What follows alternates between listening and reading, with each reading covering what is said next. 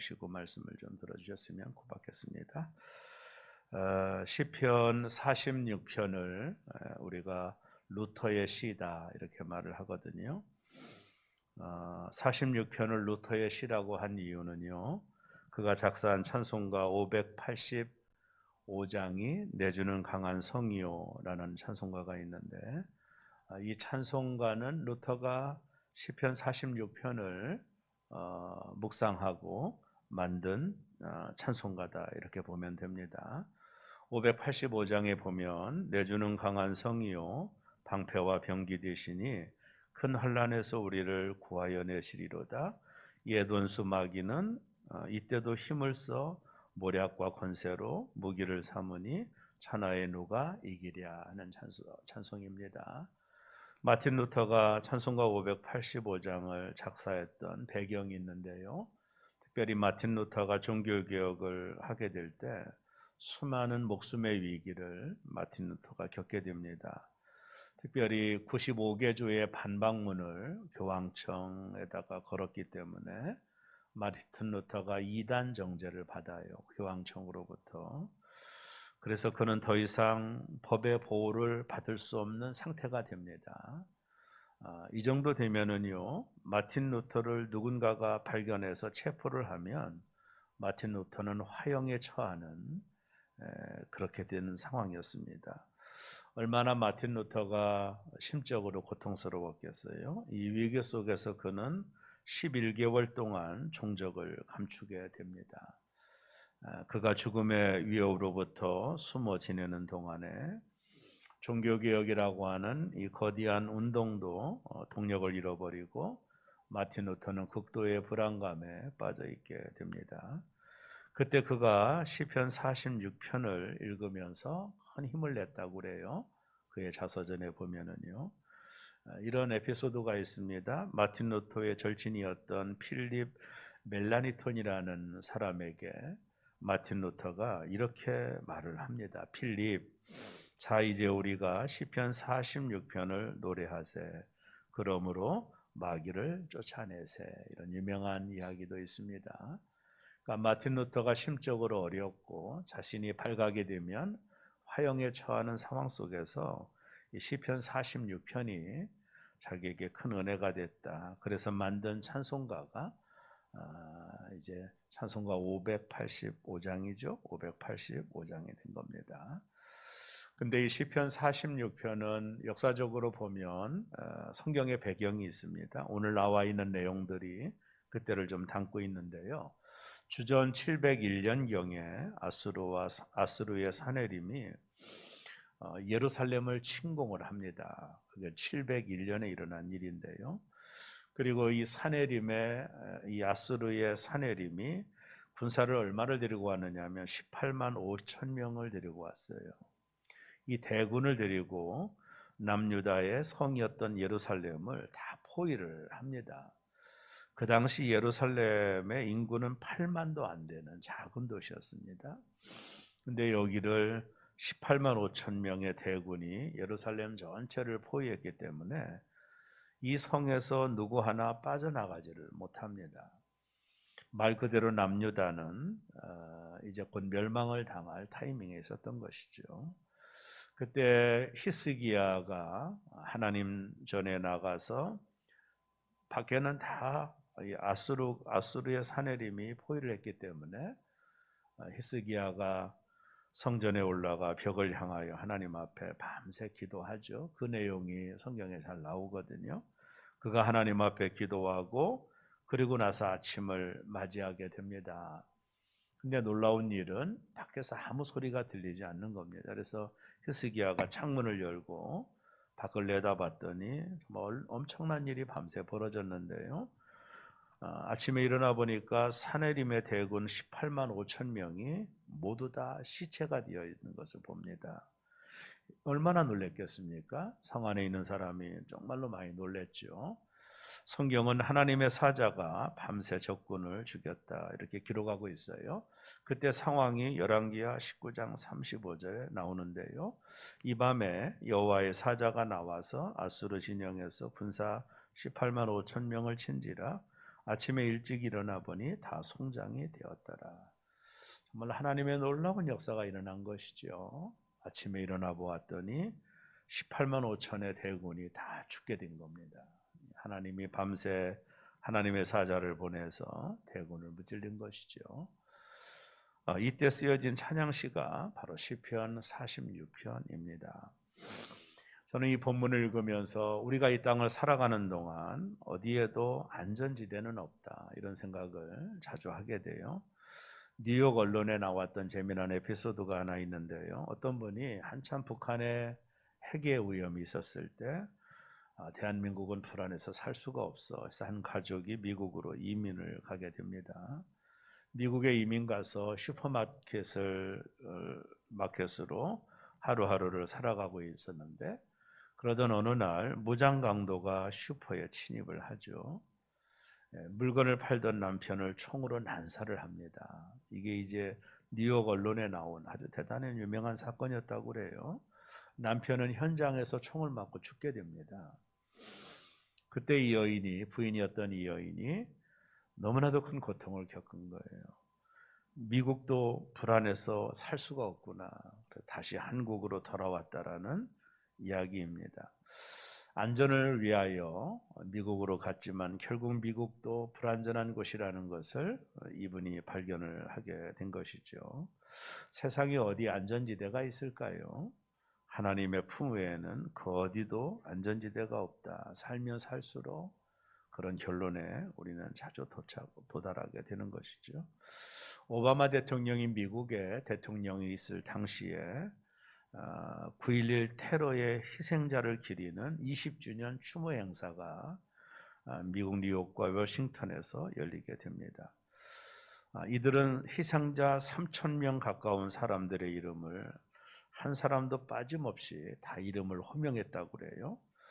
20년 전 뉴욕의 고층 빌딩 그곳이 자살폭탄 테러범에 의하여 납치된 미국 여객기가 뉴욕의 고층 빌딩 두 곳에 충돌을 하는 사건이었습니다. 이 공격으로 수천 명이 희생을 당하고 부의 상징으로 여겨졌던 세계무역센터와 힘의 상징으로 여겨졌던 펜타곤은 무참히 무너지게 된 것이죠.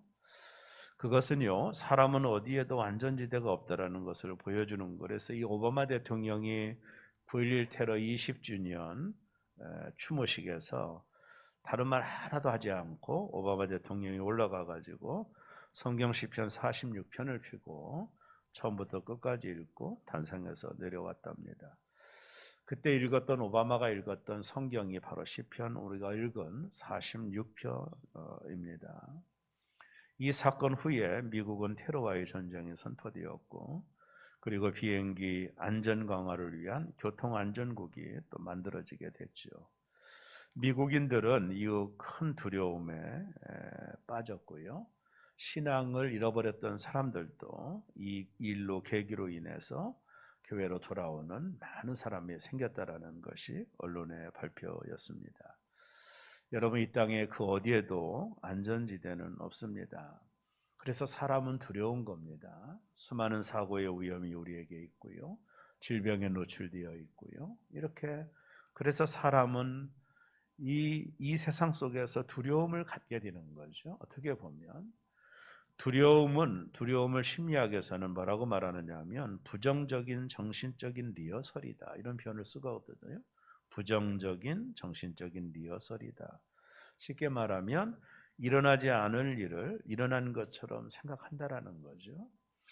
스스로 리허설을 하고 있다라는 거예요. 부정적으로. 두려움은 하나님으로부터 오는 것이 아님을 성경은 우리에게 일러줘요. 디모데후서 1장 7절에 보면 하나님이 우리에게 주신 것은 두려워하는 마음이 아니요. 그러니까 우리가 두렵다면 이게 하나님으로부터 온 게 아니거든요. 두려움은 하나님으로부터 출처가 아닙니다. 그래서 이 두려움의 그 용도를 또 두려움이 어디서 오는지를 저와 여러분들이 알아야 되는데 이건 하나님이 우리에게 두려워하는 마음을 주시지 않아요. 그래서 이 두려움이라고 하는 것은 성경에 대단히 중요한 주제가 됩니다. 성경에 보면 두려워하지 말라라는 말이 365번이 나와요. 참 대단히 의미 있죠. 1년이 365일이니까요. 예. 두려워하면 상황을 더 크게 보게 되는 것이죠. 그래서 절망하게 되는 겁니다. 이 땅을 사는 동안에 두려움을 피할 수는 없겠지만 이 부정적인 정신적인 리허설을 우리는 자꾸 멈춰야 되는 것이죠. 실은요. 몽크라는 화가가 절규라는 그림을 그렸습니다. 이 그림을 가만히 보면 이 그림이 경매사상 가장 최고가로 팔린 그림이래요. 한국 돈으로 1,200억 원에 이 그림 한 장이 팔렸는데요. 이 그림을 보면은요, 현대인들이 느끼는 두려움을 실감 있게 표현했다고 그래요. 이 화가가요. 그림을 가만히 보면은요, 해가 질 때 구름이 잿빛으로 붉은색으로 나타나죠. 저 뒤편에 보면은요. 그리고 사람의 얼굴이 두려움의 앞에 일그러진 모습으로 표현되어 있습니다. 현대인들이 가지고 있는 두려움을 가장 잘 표현한 작품이다라고 해서 이 작품이 고가에 팔리지 않았나 이런 생각을 합니다. 화가가 지적했듯이 두려움은 인간의 실존이죠. 근데 오늘 본문에 보면 우리 모두 다 두려움에 대하여 보편적으로 이해하고 있는데 오늘 본문에 보면 시편 46편 3절에서 이러거든요. 우리는 두려워하지 아니하리로다. 아마 오바마가 이런 메시지를 전하고 싶어서 시편 46편을 추모식에서 낭독했을 수도 있겠어요. 우리는 두려워하지 아니하리로다. 이러면 이게 얼마나 놀라운 고백입니까? 근데 시인이 왜 우리는 두려워하지 않는다라고 고백을 합니까? 조금 더 성경을 좀 이해하면 되는데요. 시편 91편 1절과 2절에 보면 이런 말이 나와요. 지존자의 은밀한 곳에 거주하며 전능자의 그늘 아래 사는 자여 나는 여호와를 향하여 말하기를 그는 나의 피난처시요. 하나님이 나의 피난처가 되신다.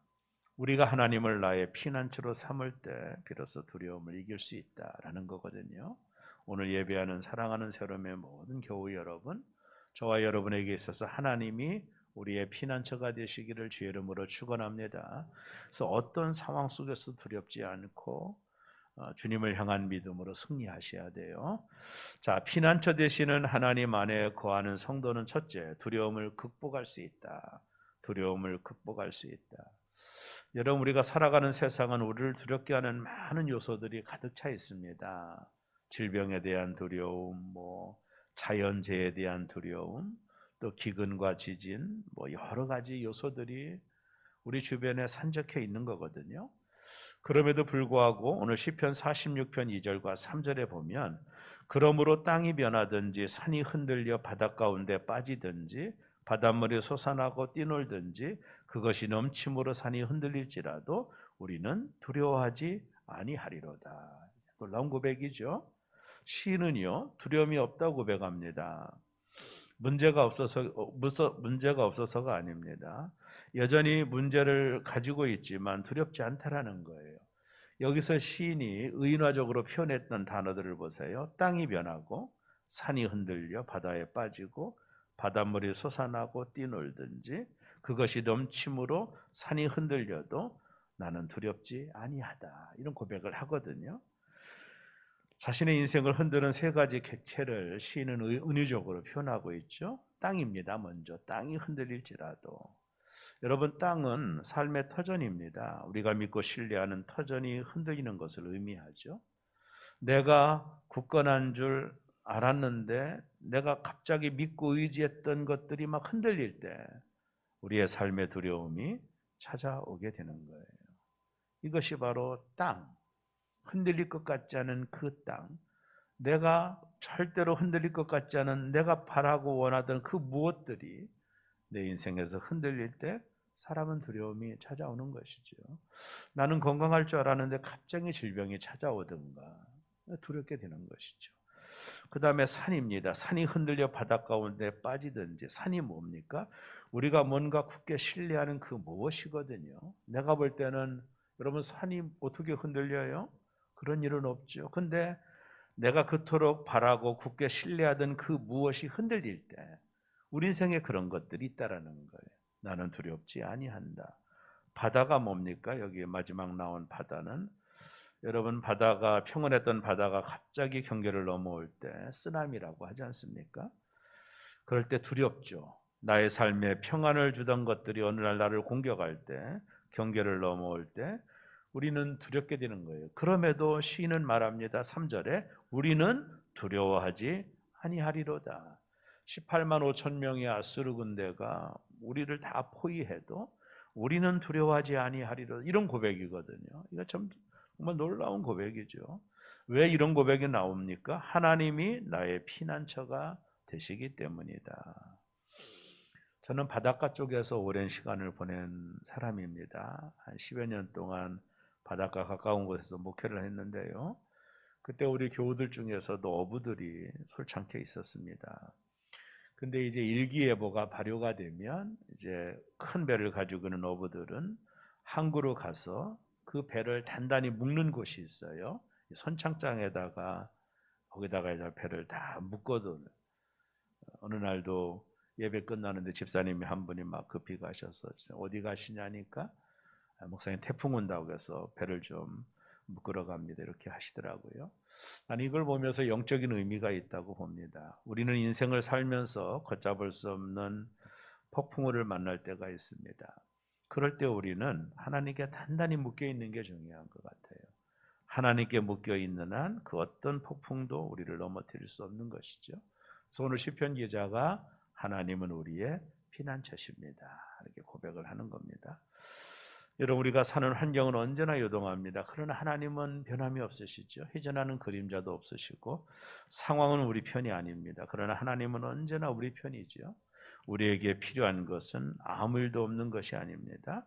하나님이 우리와 함께 하시면 되는 것이죠. 그것으로 우리는 충분하다 이렇게 보면 됩니다. 1998년 아카데미 5개상을 수상한 영화가 라이언 일병과학이라는 영화입니다. 영화의 스토리를 보면 저도 몇 번 봤지만 라이언의 가문의 네 형제가 2차 세계대전 때 참전을 하게 돼요. 근데 전쟁에서 세 형제가 모두 다 죽고요.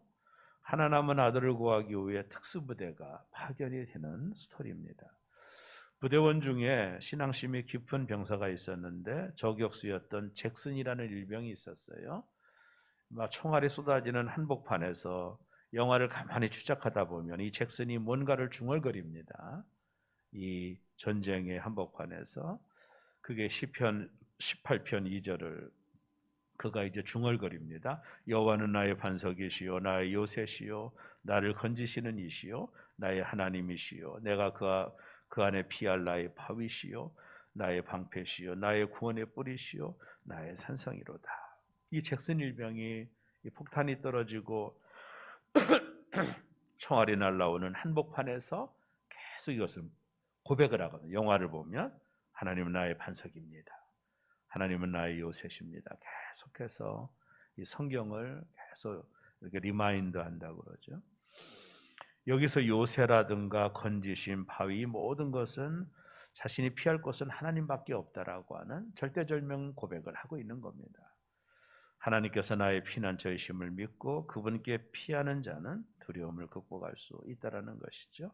살아가는 교우 여러분, 우리 주변에 나를 두렵게 하는 수많은 것들이 있지만 하나님이 나의 피난처가 되실 때 나는 두려워하지 아니하리로다. 이 은혜가 저와 여러분들에게 있기를 주의 이름으로 축원드립니다. 두 번째요. 피난처 되시는 하나님 안에 거하는 성도는 결코 그래서 흔들리지 않는다라는 겁니다. 땅이 변하고 산이 흔들리고 바위가 요동을 쳐도 피난처 되시는 하나님 안에 거하는 성도는 결코 흔들리지 않는다. 오늘 고백이 그 고백이거든요. 자, 5절에 이렇게 말합니다. 하나님이 곧 성중에 계심에 성이 흔들리지 아니할 것이요 새벽에 하나님이 도우시리로다.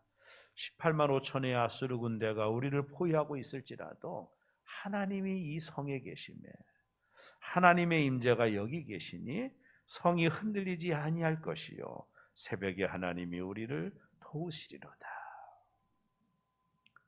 세상에서 위험한 일을 당할 때 비틀거리고 흔들리고 미끄러지지만 하나님 안에 있는 성도는 결코 흔들리지 않는다. 왜요?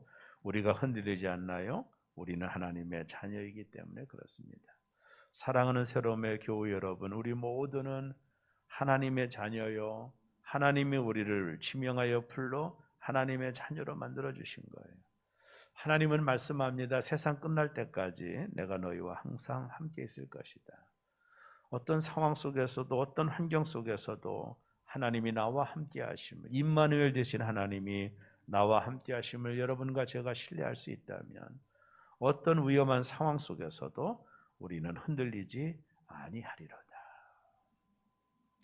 중세 교부였던 크리스토프라고 하는 사람이 이런 말을 했습니다. 내가 무엇을 두려워하리요? 나를 쫓아오면 엘리야처럼 될 것이고 구덩이에 빠지면 예레미야처럼 될 것이고 바다에 던져지면 요나같이 될 것이고 목베임을 당하면 세례 요한같이 될 것이요 매를 맞으면 바울처럼 되리라. 내가 무엇을 두려워하리요? 사랑하는 성도 여러분, 오늘 예배하는 모든 성도 여러분, 우리가 하나님이 나의 피난처가 되시니 내가 누구를 두려워하리요? 오늘 그 믿음으로 다시 한번 두려움의 현장 속에서 일어나 하나님 앞에 나아가는 우리 모두 되기를 주의 이름으로 축원합니다. 마지막 피난처 되신 하나님 안에 거하는 성도는요, 하나님의 능력을 경험한다라는 거예요. 이 부분이 대단히 중요합니다. 우리가 피난처 되신 하나님 안에 거할 때 하나님께서 어떻게 우리를 위해 능력을 행하시는지를 볼 수가 있는데요.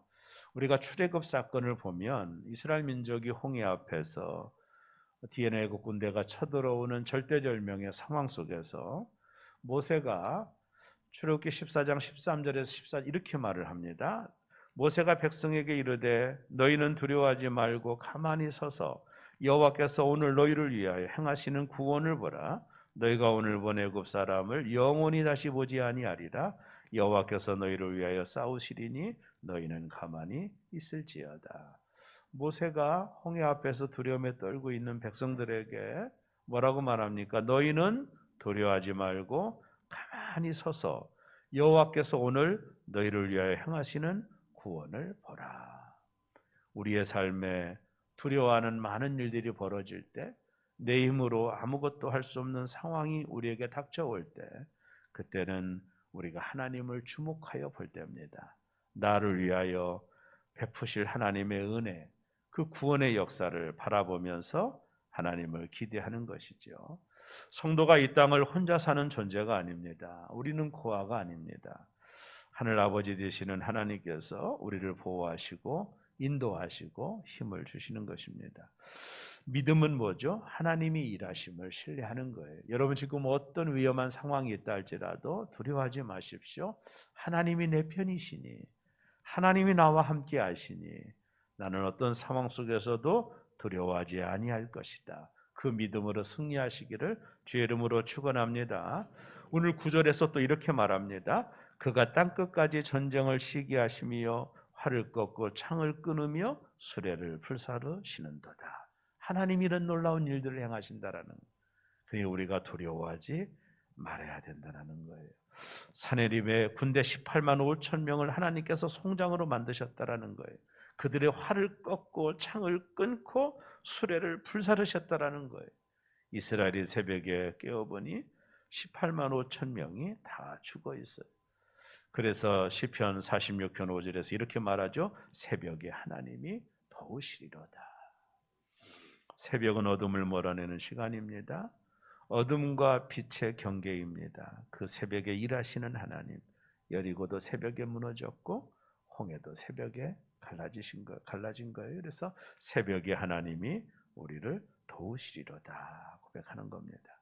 오늘을 살아가는 새로움의 모든 교우 여러분, 저와 여러분은 이 두려움의 환경 속에 처할 수밖에 없지만 하나님이 나의 피난처 되시니, 그 하나님이 나와 함께 하시니, 그 하나님이 나와 동행하시고 세상 끝날 때까지 나와 함께 하신다고 약속했으니 그 하나님을 향한 믿음으로 이 두려움에서 여러분이 용기를 가지고 승리하시기를 바라고, 하나님은 나를 한 번도 떠나지 않는다고 약속했으니 그 하나님과 동행함으로 날마다 승리하는, 두려움에서 승리하는 새로움의 모든 교우들 되시기를 주의 이름으로 축원합니다.